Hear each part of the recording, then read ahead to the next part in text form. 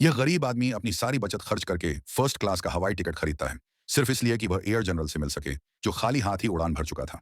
लेकिन जैसे ही उसने उससे हाथ मिलाया, उसने बार बार अपने हाथ को सैनिटाइज करने लगा। एडमिन को थोड़ी शर्मिंदगी हुई, फिर भी उसने वह सस्ता एयरलाइन शुरू करने का अपना विचार बताया, जिस पर वह आधे साल से काम कर रहा था। उसका सपना था कि गरीब आदमी भी हवाई जहाज का किराया वहन कर सके, और उम्मीद थी कि सामने वाला उसमें निवेश करेगा। लेकिन अमीर आदमी ने सुनते ही चेहरा बदल लिया और तुरंत उसके विचार को ठुकरा दिया। अमीर का मानना था कि गरीब लोग अमीर औरतों के साथ एक ही जहाज पर बैठने के लायक नहीं हैं।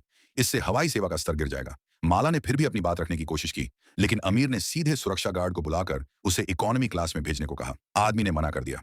उसका सवाल था, जब मैंने अपने पैसे से फर्स्ट क्लास का टिकट खरीदा है, तो मैं क्यों नहीं बैठ सकता? लेकिन उसने अमीर आदमी की ताकत को कम समझ लिया था। थोड़ी ही देर में उसने अखबारों में पढ़ा कि जहाज वापस लौट आया है। आखिरकार आदमी को बहुत ही अपमानजनक तरीके से जहाज से उतरना पड़ा।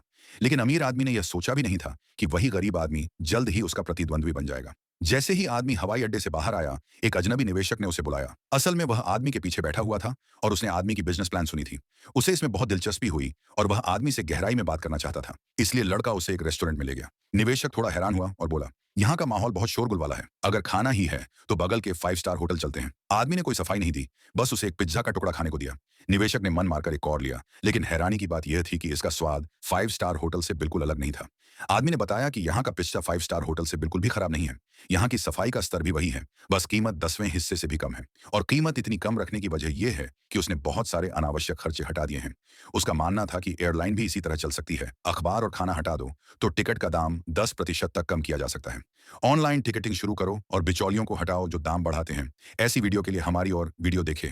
और इसके बाद क्या हुआ, अगले पार्ट में जरूर देखें। धन्यवाद।